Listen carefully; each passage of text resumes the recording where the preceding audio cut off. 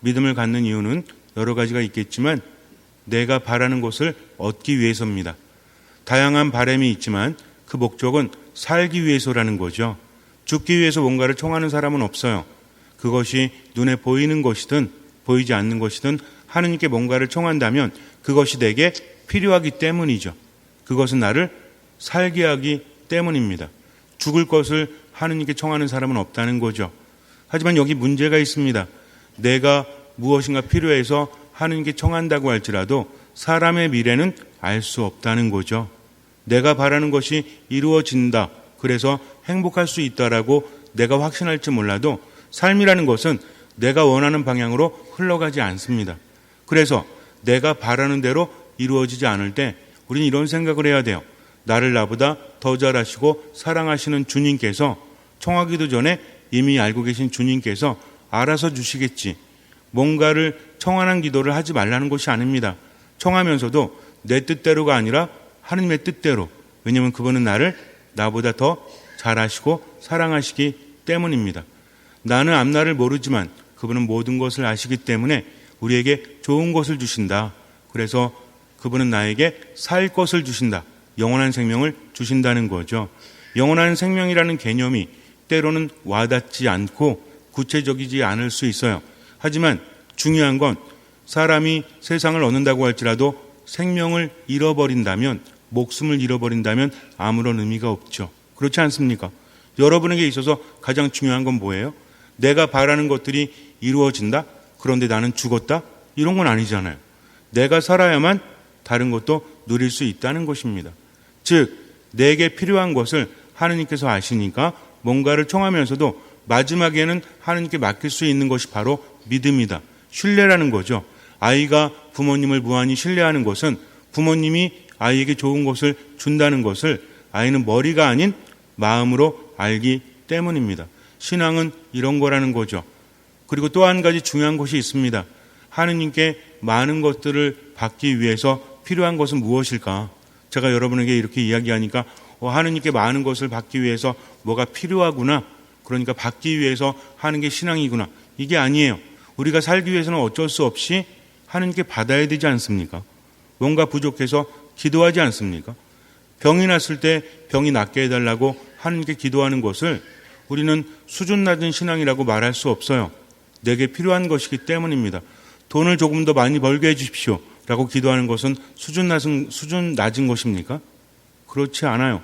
아이가 부모에게 뭔가를 달라고 하듯이 우리가 청하는 모든 것들은 하나의 기도가 될 수 있습니다. 그러나 중심이 있어야 한다는 거죠. 뭔가를 청하면서도 그 안에서 내가 변화되는 겁니다. 하느님께 뭔가를 청할 때 하느님을 변화시키는 것이 아니라 기도 중에 변화되는 것은 나 자신이라는 거죠. 그래서 내가 깨닫게 되면 하느님께서 그것을 그대로 주실 수도 있고요. 내가 깨닫지 못하면 다른 방식으로도 주실 수 있다는 것입니다. 그래서 기도는, 청하는 기도도 어쨌든 해야 한다는 거죠. 그런데 내가 뭔가를 청할 때 그것을 받든 아니면 더 좋은 것을 받든 반드시 필요한 것이 있다는 것을 우리는 묵상해 보아야 돼요. 예수님께서 기적을 행하실 때마다, 뭔가를 주실 때마다 보신 것이 있죠. 예수님께서는 무엇을 보셨다? 그들의 무엇을 보시고 믿음을 보셨다는 것을 알아야 됩니다. 예수님께서는 토마 사도를 비롯한 당신의 제자들에게, 사람들에게 이렇게 말씀하세요. 믿어라.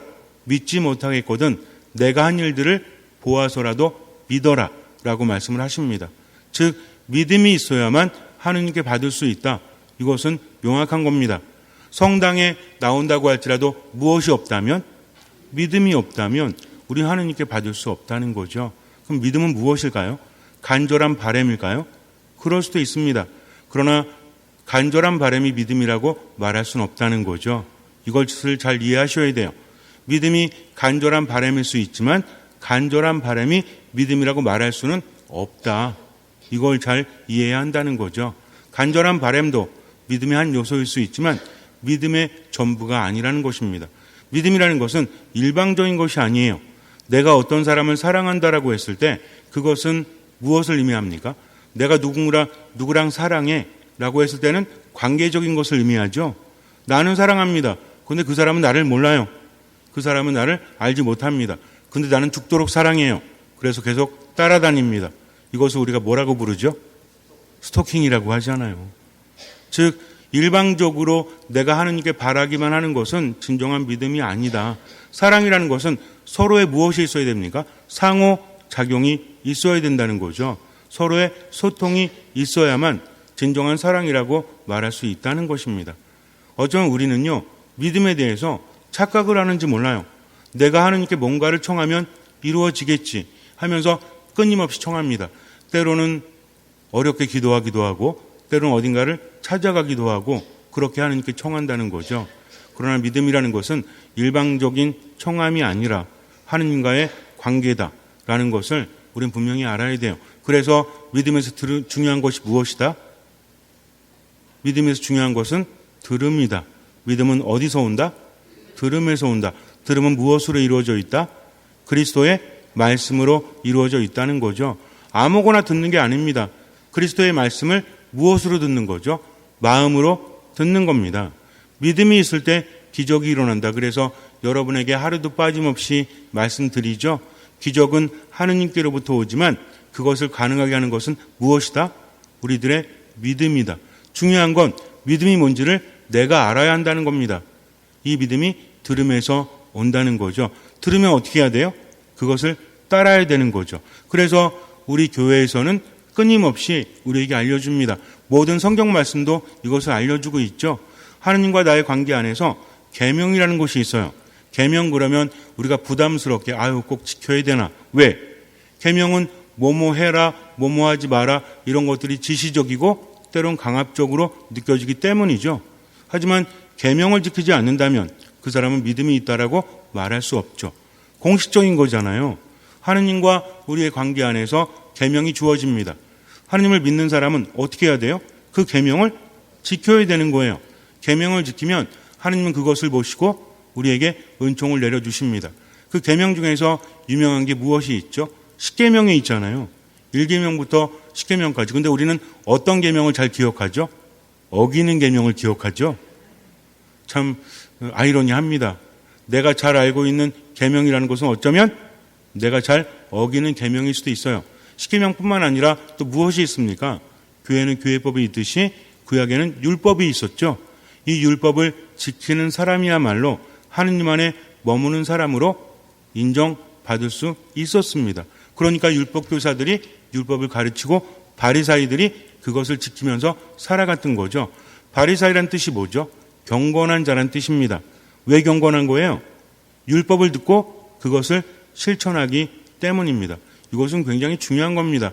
우리가 위선자라고 바리사이나 율사들을 욕하지만 어쩌면요, 우리가 그들보다 낫다라고 절대 말할 수 없어요. 그들은 11조를 아주 명확하게 봉헌했습니다. 감사 헌금도 엄청나게 봉헌했어요.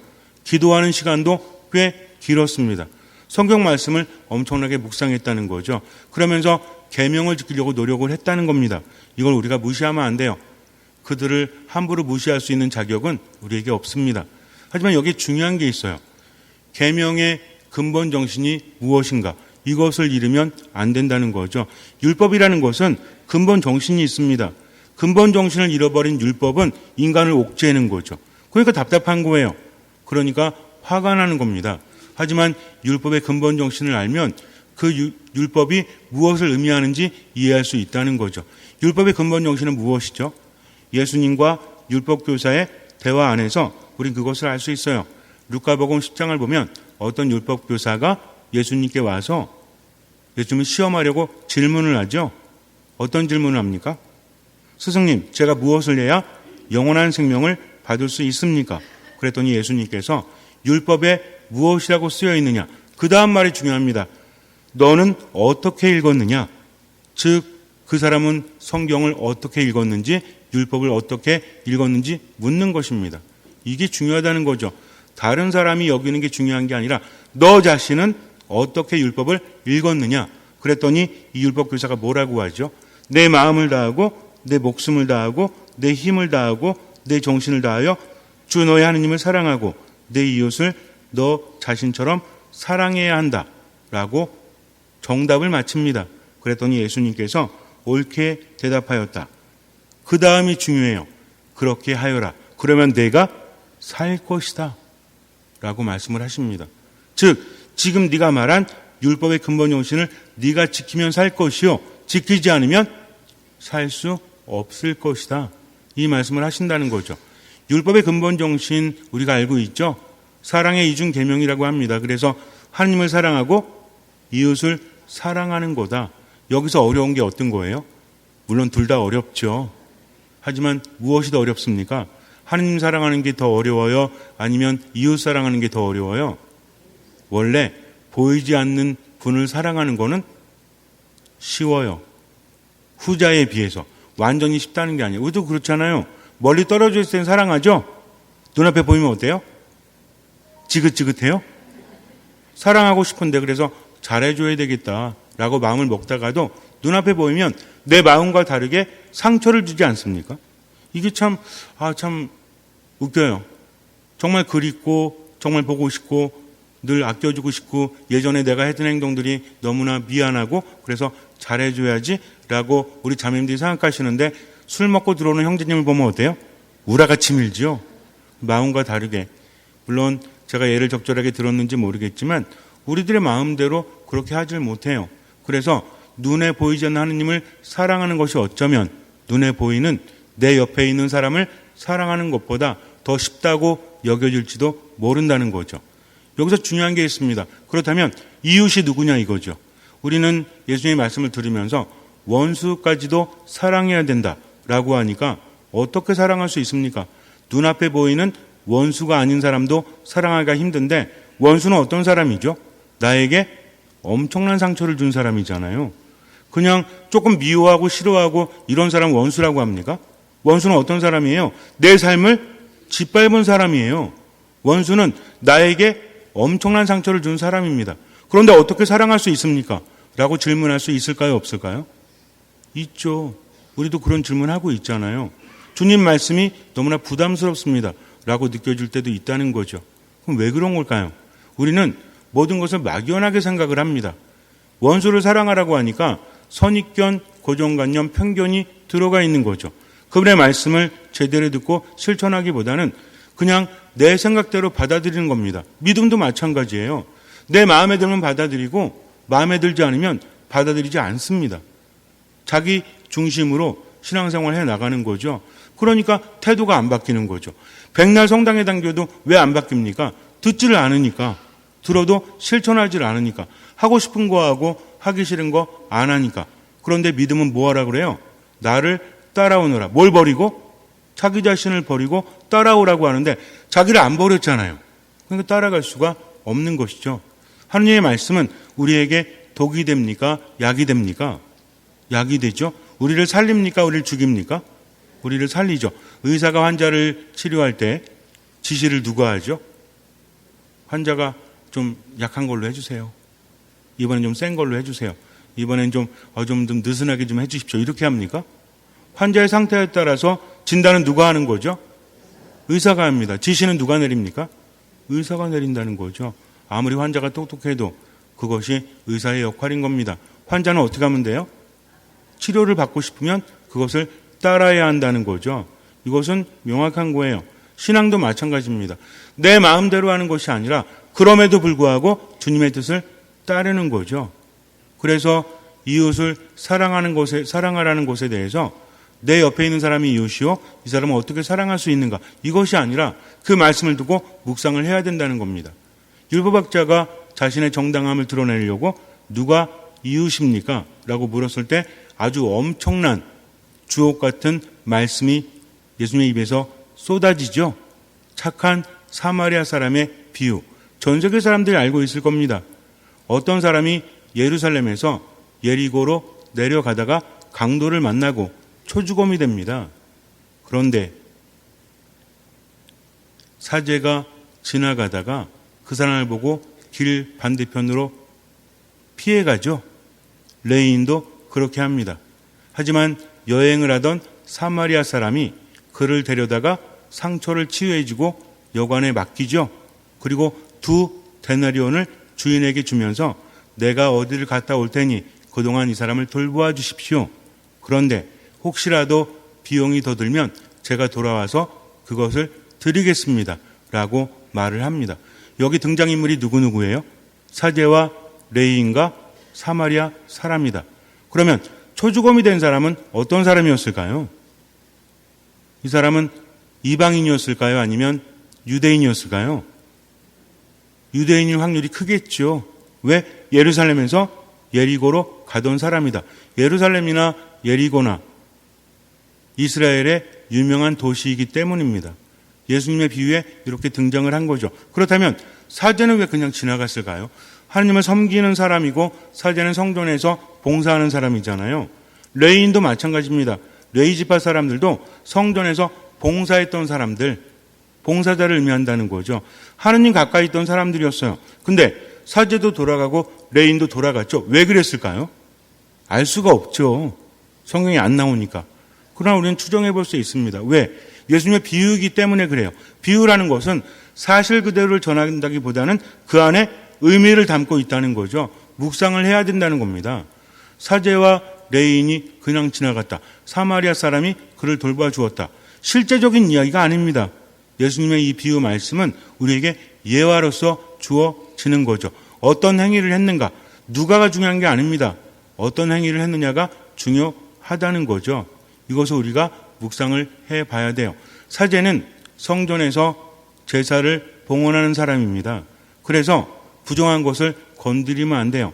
죽은 사람은 부정합니다. 죽은 사람을 건드렸다가는 어느 정도 기간 동안 정화 예식을 거쳐야 돼요. 사제는 성전에 가서 제사를 봉헌해야 되는데 혹시라도 죽었다면 건드리면 어떻게 되는 거예요? 제사를 봉헌할 수 없는 거죠. 그러니 이 사람은 어떻게 생각했을까요? 이것도 저의 묵상인 거예요. 왜? 이것이 비유이기 때문입니다. 초주검이 되었다고 했죠? 꼼짝하지 못합니다. 딱 봤을 때 죽은 것 같기도 하고 살은 것 같기도 하죠. 죽었을까요? 살았을까요? 두꺼봐 헌집 죽게 새집 다오 살았니 죽었니 살았다 뭐 이런 거 있잖아요. 혹시라도 죽었다면 안 되잖아요. 그래서 아니면 혹시라도 살았다면 또 누가 지나가겠지 하면서 옆으로 돌아가는 겁니다. 자기 정당화라는 거죠. 죽었는지 살았는지를 누가 결정합니까? 본인이 결정했잖아요. 레위 사람도 마찬가지죠. 왜 멀찍이 돌아갑니까? 이걸 보고 알 수 있다는 거죠. 그냥 옆을 스쳐 지나가는 것이 아니라 죽었을 거야, 부정할 거야, 나에게 닿으면 안 되지 하면서 반대편으로 돌아가는 행위를 우리가 묵상해 볼 수 있다는 겁니다. 근데 사마리아 사람은 어땠어요? 딱 보니까 이거 유대인이네? 사마리아 사람이 이 사람을 도와줄 확률 굉장히 낮습니다. 왜? 사마리아 사람들과 유대인들은 사이가 무지하게 안 좋아요. 정말 안 좋아요. 그래서 사마리아 사람들은 원래는 유대인들이 살았지만 이방인들이 와서 섞이게 됩니다. 원래 살고 있던 이방인들도 있었고요. 그러니까 여기는 혼종 지역이라고 보면 돼요. 이스라엘 사람들이 가장 중요하게 여긴 게 뭐죠? 순수혈통이잖아요. 근데 이방인들랑 섞였으니 좋아합니까? 안 좋아합니까? 안 좋아하는 거죠. 천시합니다. 때로는 개라고 그렇게 낮추어서 말하기도 했다라는 거죠. 그래서 상종하지 않습니다. 예수님께서 사마리아 지역을 지나서 예루살렘으로 가시려고 했을 때 원래 사마리아 사람들도 예수님을 좋아했죠. 여러 가지 사건 때문에 그분이 훌륭한 예언자라고 받아들였습니다. 사마리아 사람들도 하나님을 섬기는 사람들이었기 때문에. 근데 예수님께서 지나가신다고 하니까 목적지가 거기가 아니라 예루살렘이라고 하니까 막죠. 그분을 환영하지 않습니다. 이 정도로 사이가 안 좋아요. 예수님이 싫은 게 아니라 유대인들이 싫은 거죠. 유대인들이 옛날에 유배에서 돌아왔을 때 성전이 무너져가지고 이것을 다시 세우려고 합니다. 성전을 다시 세우려면 뭐가 필요해요? 돈이 필요하죠. 그렇지 않습니까? 노동력도 필요하잖아요. 우리 성당이 화재가 났다. 아니면 어떤 일 때문에 무너졌다. 근데 옆에 광문이나 광복에서 도와준다고 하면 우린 뭐라고 합니까? 감사합니다 그러죠.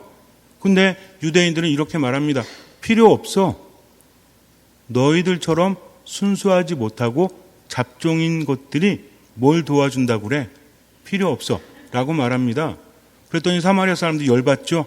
우리도 하느님을 섬기는 사람들인데 우리 도움을 거부해? 기분 나쁜 겁니다. 이건 그냥 거부가 아니잖아요. 무시잖아요. 그래서 어떻게 하냐면 성전을 지어놓으면 밤에 몰래 와서 허물어뜨려요. 그렇게 방해를 합니다. 사이가 좋을까요? 사이가 좋을 리가 없죠. 우리하고 일본 사람들 사이가 좋아요, 안 좋아요? 뭐 그렇다고 다 안 좋다고 고개를 이렇게. 지금은 뭐 그렇게 말할 수 없지만 일제시대 때 좋았겠어요? 그럴 리가 없죠. 지나가다가 일본 순사가, 나는 독립군 쪽인데 일본 순사가 쓰러져 있어요. 그럼 어떡할까요? 들여밟고 지나갈지도 모르죠. 그 사람을 치유해 주겠습니까? 이렇게 사이가 안 좋다니까요. 근데 그 사람은 어떻게 했죠? 데려다가 상처를 싸매주고 포도주를 붓고 소독해 줬다는 얘기죠. 그리고 여관에 맡깁니다. 그리고 심지어는 뭐까지 써요? 돈까지 써요. 2데나리온을 씁니다. 한 데나리온은 요즘에 하루 1당이라고 친다면 2데나리온이 얼마 정도 될까요? 각자 다르겠지만 뭐 신자분들의 말씀을 들어보니까 1당이 10만 원이라 치자. 20만 원. 이거를 선뜻 내준 겁니다. 누굴 위해서? 원수 같은 사람을 위해서. 그리고 뭐라고 하죠? 나중에 왔을 때 비용이 더 들었다면 내가 갚아주겠소 라고 말합니다. 누가 이웃이에요? 이 중에 누가 이웃이냐고 예수님께서 물으시죠? 예수님을 시험하려던 율법학자가 이제는 예수님의 말씀을 듣고 옳은 대답을 합니다. 뭐라 그래요? 그에게 자비를 베푼 사람입니다 라고 말한다는 거죠. 이것이 이웃이 되어 주는 겁니다. 미국에서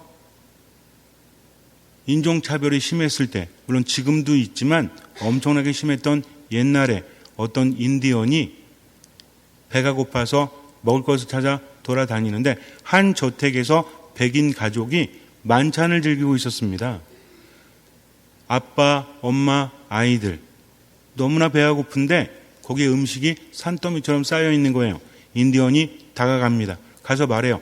제가 배가 고픕니다. 저에게 빵 한 조각만 주십시오. 그랬더니 백인 주인이 말합니다. 너에게 줄 빵 따위는 없어. 맥주를 마시고 있었습니다. 목이 말라요. 저 맥주라도 얻어 먹었으면 좋겠다. 조금 남아 있었어요. 저 죄송한데 그 남은 맥주라도 저에게 주실 수 없으십니까? 그랬더니 백인이 맥주 잔을 들더니 땅바닥에 붓습니다. 버릴 맥주는 있어도 너에게 줄 맥주는 없다 라고 말합니다. 슬퍼하면서 그곳을 떠났어요. 그리고 몇 달 후에 그 백인이 사냥을 하다가 발을 헛디뎌서 굴러 떨어지게 됩니다. 한동안 정신을 잃었다가 정신을 차렸어요. 근데 앞에 웬 사람이 칼을 들고 자기를 바라보고 있는 거예요. 또렷해진 시야에서 알아볼 수 있었습니다. 몇 달 전에 자기가 무시하고 내쫓았던 그 인디언이 칼을 들고 자기를 바라보고 있습니다. 깜짝 놀랐죠? 살려달라고 외칩니다. 인디언이 말해요. 가만히 계십시오. 지금 큰일 납니다. 가만히 계십시오. 아니 죽이려고 하는데 누가 가만히 있겠습니까? 그래서 발버둥 치면서 자세히 봤더니 칼이 아니라 수푼이었어요. 거기에는 죽 같은 것이 담겨져 있었습니다. 며칠간 아무것도 먹지 못했으니 이거라도 드셔야 됩니다 하면서 먹여주는 거예요. 아니 칼로 안 죽이고 도구로 죽이려고 하나? 라는 생각이 들었습니다. 그래도 힘이 없어가지고 주는 것을 다 받아 먹었어요. 독이 아니었습니다. 나중에 정신 차리고 물었어요. 아니 당신은 기억나지 않습니까? 몇 달 전에 제가 당신에게 아무것도 주지 않았고 내쫓았는데 왜 나를 살려주었습니까? 그랬더니 인디언이 이렇게 말합니다. 몇 달 전에는 저를 무시했던 백인을 만났습니다. 그런데 며칠 전에는 제 도움이 필요한 백인을 만났을 뿐입니다. 라고 말을 했다고 합니다. 원수 같은 사람이죠. 완전히 무시했잖아요. 그러나 지금 만난 사람은 어떤 사람이었어요? 이 사람은 같은 사람이지만 상황을 다르게 보았다는 겁니다. 며칠 전에 만난 사람은 자기가 도와주지 않으면 죽을 사람이었던 거죠. 그래서 도와준 겁니다. 이것이 중요하다는 거죠. 사마리아 사람이 유대인이랑 친해서 그 사람을 도와준 것이 아니라 지금 그 사람은 도움이 필요한 사람이기 때문이라는 거죠. 예수님께서는 이런 말씀을 하시는 겁니다. 마지막 때가 되면 이제 양과 염소를 가르듯이 우리가 죽잖아요. 마지막 심판에서 양쪽으로 갈립니다. 이때 심판의 기준이 뭐였죠? 예수님께서 한쪽에 있는 사람들에게 말씀하시죠. 너희는 내가 굶주렸을 때 먹을 것을 주었고 내가 헐벗었을 때 입을 것을 주었고 내가 목마랐을 때 마실 것을 주었다. 병들었거나 감옥에 갇혔을 때 나를 찾아와 주었다. 라고 말씀하십니다. 누가 그랬을 때? 내가 그랬을 때라고 말씀하세요. 근데 이 사람들은 어떤 사람이죠? 결국은 도움이 필요한 사람들, 자비가 필요한 사람들, 자선이 필요한 사람들이었다는 거죠. 그들에게 어떻게 베풀었습니까? 마음으로만 기도해 줄게? 아니죠. 자기가 가진 것을 내어 놓아서 도와 주었다는 겁니다. 이게 핵심이에요. 즉 도움이 필요한 사람이 누구다? 예수님이요, 이웃이라는 거죠. 그들에게 어떻게 도와줘야 된다? 마음으로? 아니죠. 자기가 가진 것을 내놓아서 도와줘야 한다. 이것이 바로 계명의 핵심을 지키는 행위요, 믿음인 겁니다. 이렇게 하지 않는다면 그것은 믿음이 없다는 거죠. 반대쪽에 있는 사람들에게 뭐라고 하시죠? 내가 이랬을 때 너희는 나에게 주지 않았다. 그러니 어떻게 해라? 나와 함께 들어가지 못한다 하면서 첫 번째 그룹 사람들과 함께 당신 나라로 가신다고 합니다. 이거예요. 우리가 신앙을 가지고 살아가면서 뭔가를 간절히 바란다? 그렇다면 무엇이 있어야 돼요? 믿음이 있어야 합니다. 믿음이 없는 간절한 바람은 빈총이에요. 빈총으로 아무리 싸봤자 관역을 맞출 수 없죠. 뭐가 있어야 돼요? 뭐가 있어야 돼요? 관역을 맞추려면 뭐가 있어야 돼요? 총알이 있어야죠. 근데 맨날 빈총만 싸대고 있잖아요. 아, 하느님 이거 좀 해주세요. 저거 좀 해주세요. 근데 뭐 하지 않아? 차선을 베풀지 않아요. 이웃을 돌보지 않아요. 그래서 내가 바라는 믿음이 진정한 믿음이 되기 위해서는 계명을 지켜야 되는데 이 계명의 근본 정신은 무엇이다? 하느님 사랑과 이웃 사랑인데 하느님 사랑한다는 것은 그분의 말씀을 듣고 미사 말씀 기도 안에 온전히 머물면서 그분의 뜻을 잘 듣고 마음속에 새기고 실천하는 거죠. 두 번째 구체적으로 무엇입니까? 이웃 사랑인데 이웃은 누구다? 이웃은 저기 멕시코에 살고 있는 그 누군가? 이웃은 누구예요? 우선은 내 옆에 있는 사람들이잖아요. 맨날 보는 사람들, 나와 함께하는 사람들. 물론 저 멀리 내가 모르는 사람에게도 내가 뭔가를 줄 수 있지만 그러면 그 사람에게 어느 때 맨날 나 못 살게 굴고 힘들게 하는데 계속 사랑해줘? 예수님 그런 말씀하지 않으셨습니다. 어떤 사람이 이웃이다? 내 도움이 필요한 사람들, 내 자비가 필요한 사람들이 누구다? 나의 이웃이라는 거죠. 그에게 이웃이 되어주려면 어떻게 해야 된다? 마음으로만 위로한다? 아니죠. 구체적인 도움을 누구 것을 내놓아서 내 것을 내놓아서 그에게 주어야 된다. 이것을 주님이 아신다는 겁니다. 여러분들 그냥 이기적인 기도만 하면 절대로 하느님께 닿지 않아요. 그것은 총알 없는 빈총이기 때문에 그래요. 하느님께 뭔가를 청한다면 청하기도 전에 알고 계신 그분께 청한다면 뭘 해야 돼요? 자선을 베풀어야 됩니다. 이거 하지 않으면 절대로 하느님께 닿을 수 없다. 어떤 사람에게 자선을 베푼다? 내 옆에 있는 왼수에게, 나와 함께하는 나를 불편하게 하는 사람들에게. 어느 때? 도움이 필요할 때. 슬퍼하고 있다면 아무리 싫어하는 사람이라도 슬퍼하고 있다면 고소해하면 안 되죠? 가서 어떻게 해야 돼요? 위로해 줘야 됩니다. 배고픈 사람이 있다면 먹을 것을 줘야 되죠? 알코올 중독에 걸려서 술 찾고 있는 사람이 있다면 술 주면 안 되지.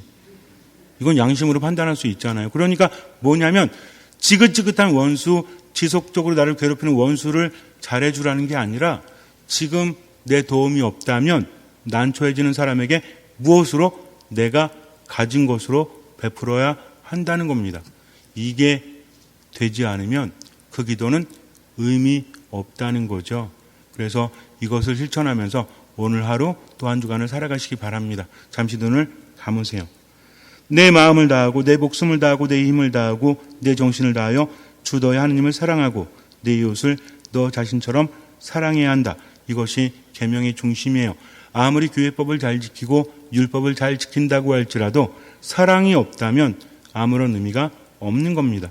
사랑은 기본적으로 베푸는 거죠. 내 도움이 필요한 사람들, 지금 내가 도와주지 않으면 난처해지는 사람들, 그럼에도 불구하고 뭐뭐 때문이 아니에요. 저 사람이 나에게 상처를 주었기 때문에, 저 사람이 믿기 때문에, 싫기 때문에 도와줄 수 없다가 아니라 그럼에도 불구하고 하느님 바라보면서 지금 도움이 필요하다면 나의 이웃이다. 그러니 하느님의 뜻대로 내가 내 것을 내놓아서 베풀어야 되겠다라는 마음으로 지금을 살아가십시오.